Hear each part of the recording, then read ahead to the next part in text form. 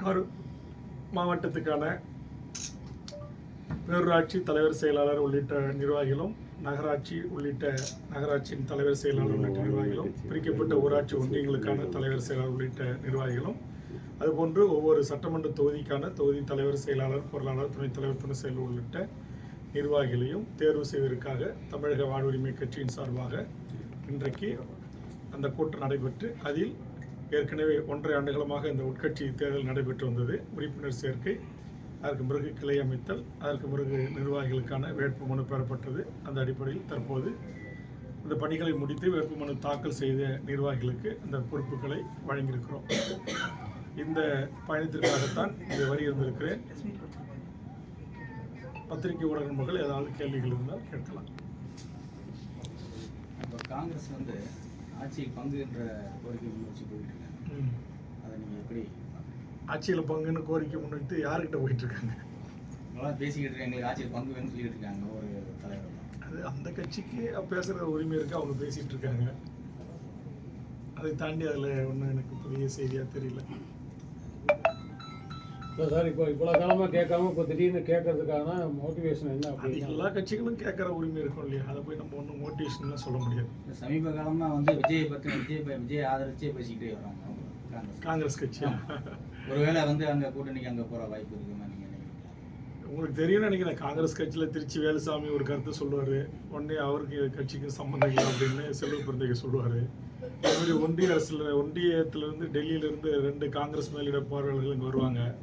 ஒருத்தர் திமுகவோட தான் கூட்டணி தொடருதுன்னு அறிவிக்கிறாரு, இன்னும் ஒருத்தர் விஜய் அசைக்க முடியாத அரசு சக்தியாக வளர்றாரு அப்படின்னு சொல்கிறாரு. இது எல்லாம் தேர்தல் காலங்களில் அந்தந்த கட்சிகள் தங்களுக்குரிய பிரதிநிதித்துவத்தை, தங்களுக்குரிய இடங்களை பெறுவதற்கான யுத்திகளாக கூட இது இருக்கலாம். ஆனால் என்னை பொறுத்த வரையில், இந்த நிமிடம் வரையில் திமுக தலைமையிலான இந்த ஜனநாயக முற்போக்கு கூட்டணி தொடர்கிறது.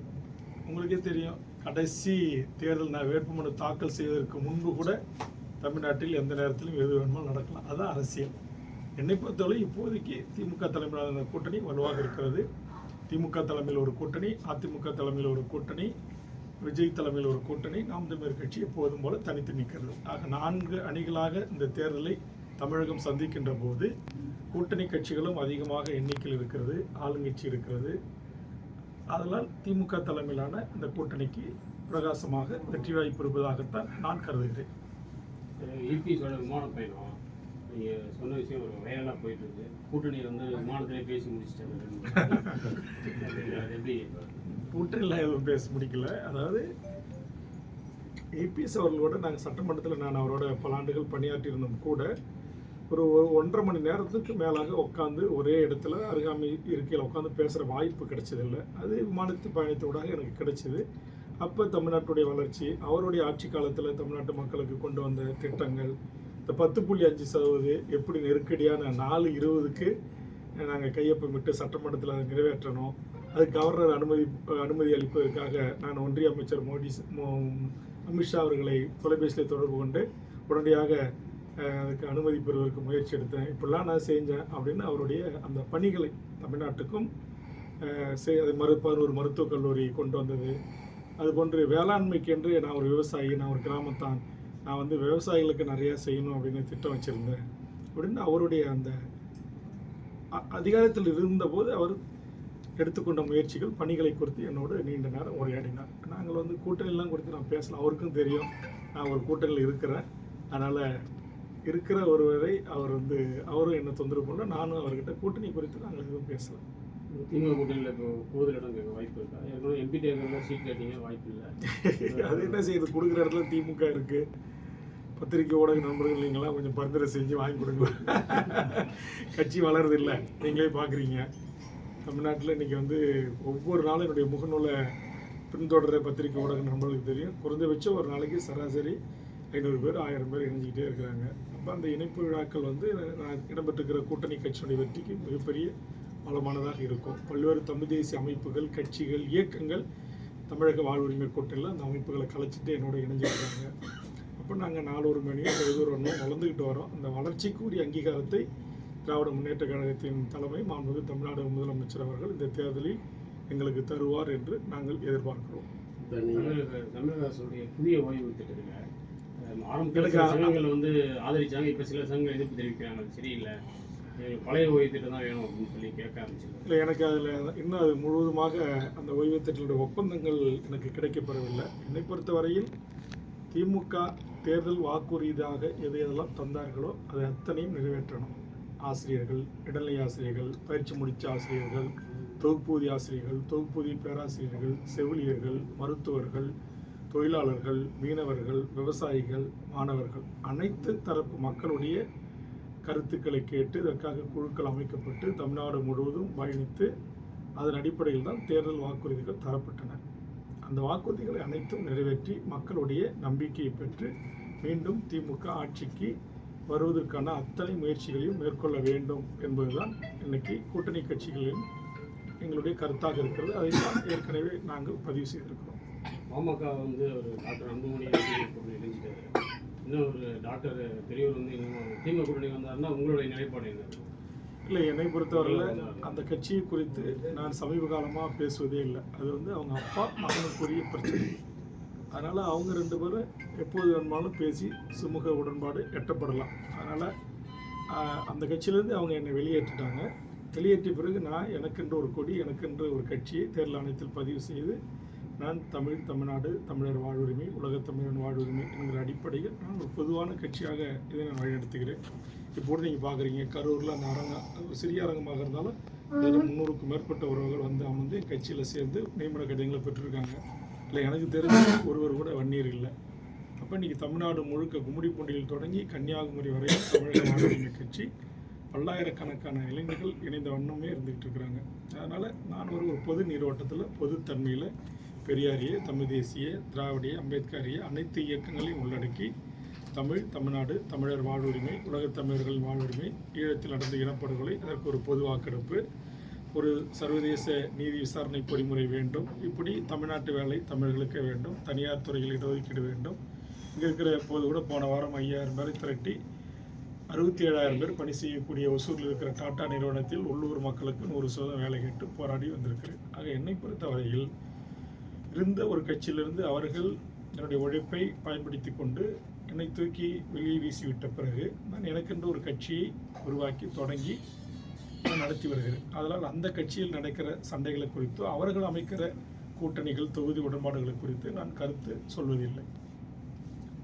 சென்னாயின் படம் வந்து சென்சார் பிரச்சனை, சினிமாவை குறித்து உங்களுக்கு தெரியும். நான் இந்த சினிமா, சீரியலு, பிக் பாஸு, அப்புறம் என்ன ஹாப்பி ஸ்ட்ரீட்டு, அப்புறம் டப் கலாச்சாரம், இதற்கெல்லாம் எதிரானவன். இப்போ கூட சேலத்தில் வந்து ஒரு கலாச்சார சீரியல் நிகழ்ச்சி நடந்து தடுத்து நிறுத்தினேன். 2000 பெண்களை திரட்டி பிக் பாஸு இதோட ஆபாச அருவருக்கத்தக்கதில் இந்த சீரியலோட நிறுத்திக்கணும் அப்படின்னு எச்சரிக்கை செய்து போராட்டம் நடத்தியிருக்கிறேன். காவல்துறையும் அரசு சார்பிலாகவும் இனி வரும் பிக் பாஸ் நிகழ்ச்சிகளில் இதுவரை ஆபாசமும் அருவருக்கத்தக்க காட்சிகளும் இல்லாத செய்தி மற்றும் விளம்பரத்துறை அமைச்சர்களும் அதை கண்காணிக்குன்னு சொல்லியிருக்காங்க. அதனால் என்னை பொறுத்தவரையில் நான் பொதுவாக சினிமா என்பது அது ஒரு பொழுதுபோக்கு சாதனம். அது ஒரு வரைமுறைக்குள் செயல்படணும். அது கட்டற்ற சுதந்திரம் அதுக்கு இருக்கக்கூடாது, சின்ன திரை சீரியல்களுக்கு அப்படின்ற ஒரு கருத்துடையவன். அதை தாண்டி நான் எந்த சினிமாவும் தொந்தரவு செய்வதில்லை. அதே நேரத்தில் சல்லியர்கள் போன்ற ஈழத்தில் நடந்த இனப்படுகொலை, ஈழத்தில் மக்கள் பட்ட துன்பங்கள், துயரங்கள், அங்கிருந்த தமிழீழ விடுதலை புலிகள் அங்கு மருத்துவ போராளிகளாக எப்படி பணியாற்றினார்கள், எதிரி கூட தங்களிடத்தில் பிடிப்பட்டால், காயம்பட்டிருந்தால் அவர்களுக்கு எப்படி சிகிச்சை அளித்து அவர்களை காப்பாற்றுவதற்காக புலிகள் உயிரை தியாகம் செய்வார்கள் என்பதை உன்னதமாக எடுத்து உரைக்கின்ற ஒரு படம். அந்த படத்தை இங்கே இருக்கிற PVR திரையரங்குகள் என்று சொல்லக்கூடிய பன்னாட்டு வடநாட்டு கும்பல்கள் கட்டுப்பாட்டில் இருக்கிற திரையரங்குகள் தமிழ்நாடு, தமிழர் உரிமை, தமிழ்நாடு வேலைவாய்ப்பு, இது போன்ற பிரச்சனைகளை உள்ளடக்கி புதிய இளைய தலைமுறை இயக்குநர்கள் எடுக்கின்ற படங்களுக்கு இங்கு திரையரங்கு தருவதில்லை என்கிற ஒரு குறை இருந்தது. அதை இந்த திரைப்பட தயாரிப்பாளர் என்னிடத்தில் முறையிட்டார். அருமை சகோதரர் சுரேஷ் காமாட்சி அவர்கள், அதனுடைய இயக்குனர் திரு கிட்டு அவர்கள். அதற்காக நான் பத்திரிகையாளர்களை தமிழர் வாழ்வுரிமை கூட்டமைப்பு சார்பாக ஒரு 30-40 தலைவர்களை அழைத்து கண்டனத்தை பதிவு செய்தேன். ஆக அதுபோன்று ஏற்கனவே உங்களுக்கு தெரியும், ஒரு பட பிரச்சனை வந்துச்சு. அதை ஈழத்தில் இனப்படுகொலை செய்த ராஜபக்சேவுடைய மகன் பங்குதாரராக இருந்த காரணத்தினால் அந்த படத்தை நான் எதிர்த்தேன். அதை தாண்டி திரைப்படங்களில் நான் எந்த நூற்றுக்கணக்கான படங்கள் வெளியாகிறது, பொதுமக்கள் பார்க்குறாங்க, ஆதரவு கொடுக்குறாங்க. அதோடு நான் முடித்துக் கொள்கிறேன். பொதுவாக திரையரங்களுக்கு சென்று கட்டவுட்டுக்கு பாலாபிஷேகம் செய்வது, திரையில் கற்பூரம் ஏந்திய ஆராய்ச்சி எடுக்கிறது, அழைச்சிட்டு போன சக நண்பன் மண்டையில் தேங்காயை உடச்சி நாங்கள் திருஷ்டி சுற்றி போடுறோன்னு சொல்கிறது, இந்த இழிவான செயல்களை தமிழ் சமூகம் செய்யக்கூடாது. யாரோ ஒரு கதாநாயகன் படம் 100 நாள் ஓடணுங்கிறதுக்காக மண் சோறு சாப்பிட்றது, கஷ்டப்பட்டு ஆடை நெய்தி நெசவாளர்களும் விவசாயிகளும் கொடுக்குற ஆடையை அவுத்து போட்டு வேப்பலையை கட்டிக்கிட்டு உருண்டு பிறல்றது, அகல் குத்திக்கிறது, காவடி எடுக்கிறது, இதெல்லாம் வேண்டாம். அவங்களை பெற்று வளர்த்து ஆளாக்கி தாய் தந்தையரை நிலங்க. எத்தனையோ மருத்துவமனைகளில் 1 லிட்டர் பால் இல்லாமல் பச்சை குழந்தைகள் தவிக்கிறாங்க. 1000 லிட்டர் 5000 லிட்டர் போட்டி போட்டுக்கிட்டு உங்கள் விரும்பிய கதாநாயகனுக்கு பாலாபிஷேகம் கட்டவுட்டுக்கு செய்கிறது, அந்த பாலை கொண்டு போய் மருத்துவமனையில் கொடுங்க. எத்தனையோ உணவு இல்லாத மக்களுக்கு சாலை ஓரங்கள் இருக்காங்க, அவங்களுக்கு உணவு கொடுங்க. அப்படின்ற அந்த ஒரு விழிப்புணர்வை தான் நான் ஏற்படுத்தி வருகிறேன். நான் எந்த திரைப்பட கதாநாயகிக்கோ கதைக்கோ நான் எதிரானவன் அல்ல. எங்கள் பண்பாட்டு சிறைவு, நாகரிக சிறைவு, எங்கள் ஈழ விடுதலை கொச்சப்படுத்தி படம் எடுத்தால் அதை நாங்கள் தட்டி கேட்போம். தமிழ்நாட்டுடைய உரிமைகளை படத்தில் கேலி கிண்டல் பண்ணியிருந்தா, காவேரி முல்லைப்பெரியார் சிக்கல்களை குறித்து ஏற்கனவே கேலி கிண்டல் செய்யப்பட்ட படங்களை ஏற்றிருக்கிறேன். அதேமாதிரி மலையாள தேசத்தில் டேம் உடஞ்சா டேம் 99 என்கிற படம் 999 அது மிகப்பெரிய கேரளாவே அழிஞ்சிரும்னு எடுத்தாங்க. அந்த படத்தை ஓடக்கூடாது அப்படின்னு நான் வேண்டுகோள் வைத்தேன். ஆக என்னுடைய போராட்டங்களை நீங்கள் கூர்ந்து கவனித்தால் தெரியும். இது வந்து இந்த மண்ணுக்கானது, இது மக்களுக்கானது, இந்த நாட்டில் வாழ்கின்ற அனைத்து மொழி தேசிய இனங்களுக்குமானது, தமிழர்களுக்கான போராட்டமாகும். அதற்கான ஒரு குரலாகத்தான் என்னுடைய குரல் இருக்கும். ஜனநாயகம் வெற்றி பெற்றால் எனக்கு என்ன, பணநாயகம் வெற்றி பெற்றால் எனக்கு என்ன. அந்த படம் வெற்றி பெற்றால் என் வீட்டில் உல கொதிக்காது. அதனால் அதை பற்றி நான் கவலைப்படுவதில்லை. சார், கரூரில் காவிரி ஆற்றில் சட்டவிரோதமாக மணல் விடுறான்னு சொல்லி டெய்லியும் பத்திரிகை, கரூர் பத்திரிகை நம்மளுக்கு தெரியுமா தெரியலன்னு எனக்கு தெரியாது. அம்மையார் உயிரோடு இருந்தபோது, ஆட்சியில் இருந்தபோது, முதலமைச்சராக இருந்தபோது இந்த அரசு இந்த மணல் குவாரிகளை அனைத்தையும் அரசுடைமையாக்க வேண்டும் என்று சட்டமன்றத்தில் போராடி வாதாடி அந்த மணல் குவாரிகளை அரசுடைமை ஆக்கியவன் நான் தான். அப்போ சேமா வேலுச்சாமி கனிமவளத்துறை அமைச்சராக இருந்தார், ஃபைனான்ஸ் செக்ரட்டரி திரு சந்தானம் இருந்தார். நான் சட்டமன்றத்தில் வாதத்தை எடுத்து வைக்கும்போது முதலமைச்சர் அவர்கள் அன்புக்கு உறுப்பினர் வேல்முருகன் வந்து என்கிட்ட இதை குறித்து விவாதிக்கலாம், ஆலோசனை சொல்லலாம்னு சொன்னும்போது, அப்போது இருந்த அரசியல் சூழலில் உங்களை பார்க்க முடியாதுமா, அதனால் நான் சம்மந்தப்பட்ட அதிகாரிகளுக்கு, சம்மந்தப்பட்ட துறை அமைச்சர்களுக்கு என்னுடைய ஆலோசனை வழங்குறேன் அப்படின்னு. அதேமாதிரி முதலமைச்சர் மறந்த அம்மையார் அவர்கள் அறிவுறுத்தலோடு அப்போதைய சேமா வேலுச்சாமி, ஃபைனான்ஸ் மினிஸ்டர் திரு பொன்னையன் போன்றவர்கள் என்னை அழைத்து ஆலோசனைகளை கேட்டு, அப்போ தான் ஒரு ஆற்றுலையும் எவ்வளோ மண் திருடப்படுது, சிண்டிகேட் ஃபார்ம் செய்துவிட்டு மாவட்ட அளவில் ஏலம் எடுப்பாங்க. 10,000, 20,000, 50,000க்கு மேலே ஏலம் போவாது. ஆனால் 50 கோடி மண்ணை வெட்டி எடுப்பாங்க. அதை இன்றைக்கு அரசே அந்த வருமானத்தை கஜானாவுக்கு வர வைப்பதற்கான மாற்று யோசனையும் திட்டங்களையும் கொடுத்து அரசை ஏற்க செய்தவன் நான். அந்த அடிப்படையில் இந்த மணல் கொள்ளைக்கு நான் எந்த ஆட்சிகள் நடந்தாலும் அது தவிர அதை அனுமதிக்க முடியாது.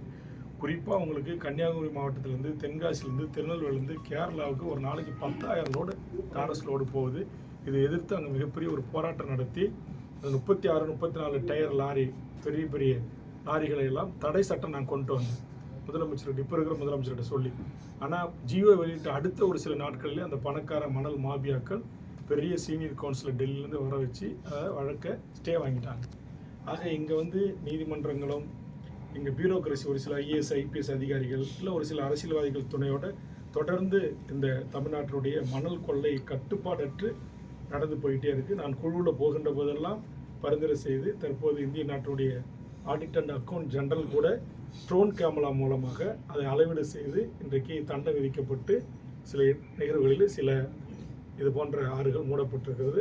அதிமுக ஆட்சியிலிருந்து நான் போராடி இது போன்ற வழக்கை தொடுத்து இந்த நிமிடம் வரையிலும் கடலூர் மாவட்டத்தில் மணல் குவாரிகளை இயங்க விடாமல் தடுத்து வைத்திருக்கிறேன். ஓகேவா? நன்றி. அனைவருக்கும் இனிய தமிழர் திருநாள், விவசாய திருநாள், உழவர் திருநாள், பொங்கல் வாழ்த்துக்கள். நன்றி.